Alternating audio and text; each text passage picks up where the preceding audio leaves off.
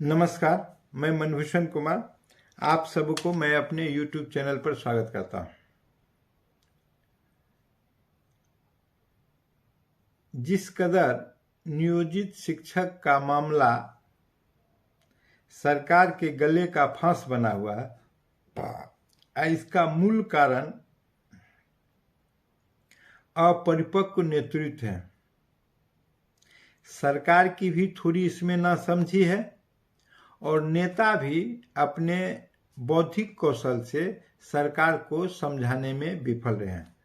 सरकार ने निर्वाचित प्रतिनिधि जो जनप्रतिनिधि होते हैं, संगठन के जो नेता होते हैं, शिक्षक के जो नेता होते हैं, उनकी से जब बात करते हैं तो शिक्षक नेता का यह कर्तव्य होता है कि अपना समस्त चीज टुकड़े टुकड़े में और फिर उसको समग्रता के साथ मिलाकर सरकार को समझा दे, ताकि सरकार को यह बात समझ में आ जाए कि शिक्षकों का समस्या क्या है। जब सरकार यह बात सोच ली कि हमें नियोजित शिक्षक को सरकारी करना है और सरकारी शिक्षक का दर्जा भी देना है, और उसके लिए उसने नियमावली भी तैयार कर ली और उसमें विशिष्ट शिक्षक के नाम से उन्हें जाना जाएगा, इसका प्रारूप भी आ गया। और शिक्षक के सरकारीकरण के लिए उसने 3 परीक्षा की व्यवस्था की और उसका नाम दिया गया आपका सक्षमता परीक्षा। आप सभी जानते हैं कि शिक्षक जो हैं वह काफ़ी दिनों से संघर्ष कर रहे हैं। ये जो नियोजित शिक्षक हैं, इसका 2006 से टुकड़ा टुकड़ा में बहाली हुआ है। पहले तो अंक के आधार पर हुआ, जब 1500 रुपये इनको दिए जाते थे। फिर 4000 रुपये पर इनका बहाली हुआ था, सर्टिफिकेट ला और नौकरी पाओ। तो फिर उसमें बहुत फर्जीवाड़ा भी हुआ था। अभी भी वैसे कई शिक्षक होंगे, उसमें कोई दिक्कत कहने में भी नहीं है, सच्चाई भी यही है। लेकिन सरकार उसको क्रॉस कर चुकी है, तो सब ठीक है। जो सरकार माने वो अच्छा है। इसके बाद क्या हुआ कि सरकार ने एक एग्जामिनेशन लिया और टीईटी का एग्जाम लिया। तो सरकार ने सबों की नियुक्ति जो की 2010-11 में, वो टीईटी एग्जाम के माध्यम से की और उसका पैनल बना और टीईटी में जो सक्षम छात्र थे उनके आधार पर उनकी नियोजित शिक्षक का नियोजन हुआ उसमें।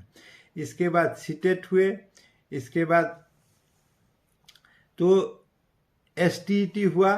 तो सभी प्रकार के शिक्षक नियुक्त किए गए। तो बाद में समय समय पर जो कालखंड बढ़ा तो उसमें शिक्षकों के लिए यह योजना बनी।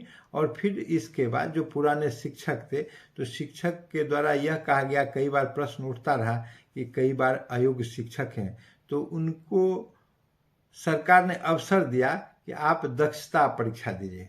तो दक्षता परीक्षा पास करेंगे तो उन्हीं को इंक्रीमेंट मिलेगा, उनको सुविधा मिलेगा। शिक्षकों ने, लगभग सभी नियोजित शिक्षकों ने आज दक्षता परीक्षा पास कर लिया है, उस बाउंड्री को पास कर लिया है और इसके बाद उनको सरकार सभी सुविधा दी है। और दक्षता परीक्षा का आयोजन भी सरकार के द्वारा किया गया है। तो जब सरकार के द्वारा दक्षता परीक्षा दिया गया और उसमें कुछ लोग दक्षता परीक्षा पास करने में असफल रहे, तो जब असफल रहे तो उनके लोग सुप्रीम कोर्ट का दरवाजा खटखटाया। जब सरकार ने कहा कि आप दक्ष नहीं हैं तो आपको घर जाना पड़ेगा, सुप्रीम कोर्ट ने कहा कि आप इनके साथ अन्याय कर रहे हैं, इसीलिए कि आप कई वर्षों तक इनसे सेवा लिया है, शिक्षकों ने अपना योगदान दिया है, शिक्षकों ने अपना श्रम पसीना आपके बीच दिया है और इनकी आयु भी लगभग समाप्त हो चुकी है। इसके बाद आप इनको कहेंगे कि आप घर चले जाइए, तो यह ठीक बात नहीं है। तो इसके लिए तो अच्छा हो कि इनको फिर से प्रशिक्षण दे के या ट्रेंड करके योग बना के आप इनसे दक्षता एग्जामिनेशन लीजिए। तो जब दक्षता परीक्षा फिर से इनको प्रशिक्षित किया गया, दक्षता परीक्षा दिलाकर सबों को पास कर दिया गया।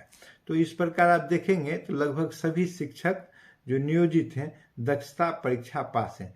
तो जब दक्षता परीक्षा बिहार सरकार ने लिया और उसमें पास हैं, कई लोग टीईटी पास हैं, कई जो है सो एसटीईटी पास हैं, कई सीटेट पास हैं। तो जब अनेक प्रकार के लोग हैं तो उनको सक्षमता परीक्षा देने का क्या औचित्य है, यह हमको समझ में है। जबकि पहले भी कई बार ऐसा होता रहा है कि अंक के आधार पर भी नियुक्तियां हुई हैं, लेकिन जो पहले भी नियुक्तियां हुई तो उनको कभी भी दक्षता परीक्षा या सक्षमता परीक्षा या अन्य प्रकार का एग्जाम देना नहीं पड़ता था। लेकिन सरकार के गैर जिम्मेदाराना रवैया के कारण, सरकार की नासमझी के कारण आप एक शिक्षक को नौकरी देने के लिए एग्जाम लेते हैं, एक शिक्षक को सक्षम बनाने के लिए एग्जाम लेते हैं, एक शिक्षक को दक्ष बनाने के लिए एग्जाम लेते हैं। ये क्या नाटक बना के रखा गया है? कहने का मतलब सरकार खुद इतना कंफ्यूज है, हमको क्या करना चाहिए या क्या नहीं करना चाहिए, यह उनको कुछ अच्छा स्पष्ट दिख नहीं रहा है। इसके लिए किसी ने ठीक ही कहा है कि एक महिला है और उसके बाद जब महिला को 2 बच्चे हो जाते हैं, इसके बाद उससे पूछी जाती है कि आपकी जाति क्या है। उसको 4 बच्चे हो जाते हैं, तब वह पुरुष पूछता है कि यह बताओ कि तुम्हारा जाति क्या है, हम जाति के आधार पर अब तुमसे शादी करना चाहते हैं। तो यह तो दक्षता का जो सवाल है वह तो प्राइमरी बात है कि आप दक्ष समझ के ही आप लिए होते, आप ले लिए हैं। इतना दिनों के बाद आप यह सवाल उठा रहे हैं, यह तो एक मजाक का विषय बन रहा है। सरकार के लिए भी है और नियोजित शिक्षकों के लिए भी है। यह भी बात बता रहा है कि इसका मतलब कहीं न कहीं आपके मन में यह बात है कि हमारे जो नियोजित शिक्षक हैं वो अक्षम हैं, अयोग्य हैं, पढ़ाने के लायक नहीं हैं। तो आपने जो बहाल किया, आपने जो मेथड बनाया, तो मजाक किया था। आपके द्वारा जो परिपत्र निकला था बहाली का, वो गलत निकला था। इसको भी सरकार को स्वीकारना चाहिए कि हम जो गलती पहले किए थे उसमें हम सुधार करना चाहते हैं। हमसे इस प्रकार की जो नियुक्ति की प्रक्रिया जो बनाई गई थी मेरे द्वारा, वो गलत किया गया था। हमको उस समय इस प्रकार का प्रक्रिया एडॉप्ट नहीं किया जाना चाहिए था। लेकिन खैर, ये तो कहने की बात हुई, लेकिन सच्चाई यह है कि एक प्रकार से जो सक्षमता परीक्षा है, जिसको 19 फरवरी 2024 तक आवेदन करने की अंतिम तिथि थी, और सरकार दूसरी तरफ वार्ता भी कर रही थी। आप देखिए कि किस प्रकार से भाजपा के लोग इसके लिए लाठी खा रहे थे। आज किस मुंह से भाजपा के लोग सामने नहीं आ रहे हैं। आज अंदाज कीजिए कि जो भाजपा के एक कार्यकर्ता का इसी आंदोलन में हत्या हो गया, उसके जिम्मेवार कौन होगा। आज भाजपा सरकार में है और इस बात से मुकर रही है कि इसके लिए वार्ता मुख्यमंत्री करेंगे। तो इस प्रकार की राजनीति उकसावे की नहीं होनी चाहिए। आप कोई खुद नहीं पता रह रहा है कि हम विपक्ष में रहेंगे कि सत्ता पक्ष में रहेंगे। 1 माह पहले आप जब विपक्ष में थे, पूरा रोड को आंदोलित कर दिए, इसके लिए FIR हुआ, सांसद पिटा गए, एक आदमी की हत्या हो गई, पूरा पटना जाम हो गया। किधर आप बिहार को ले जाना चाहते हैं? ये कौन सी राजनीति हो रही है?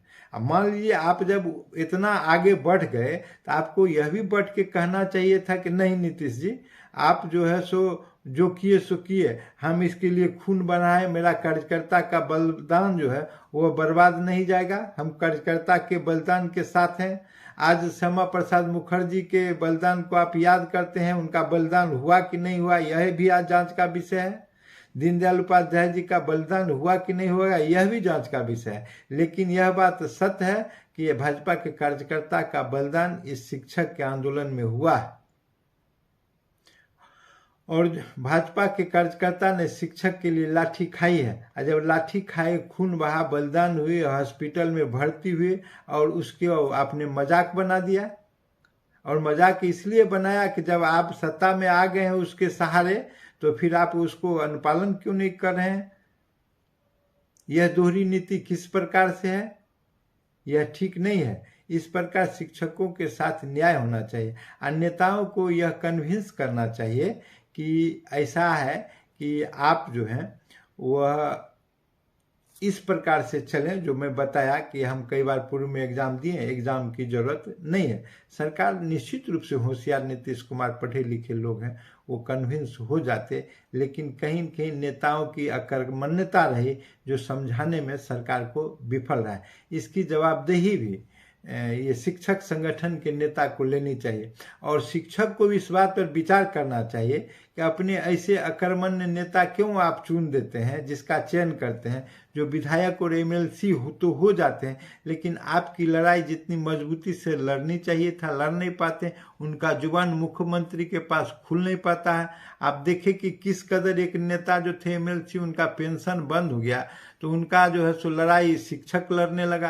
अरे भाई, जो नेता खुद की लड़ाई नहीं लड़ सकता है, वो आपके सहारे जीते रहता है, तो आपका लड़ाई वो क्या लड़ेगा। शिक्षकों के लिए हम ये कहना चाहेंगे कि खुद को कर बुलंद इतना कि खुदा अपने बंदे से पूछे कि बता तेरी रजा क्या है। अगर यह वीडियो आपको पसंद आई हो तो इसे सब्सक्राइब करें और बेल आइकन दबाने का काम करें।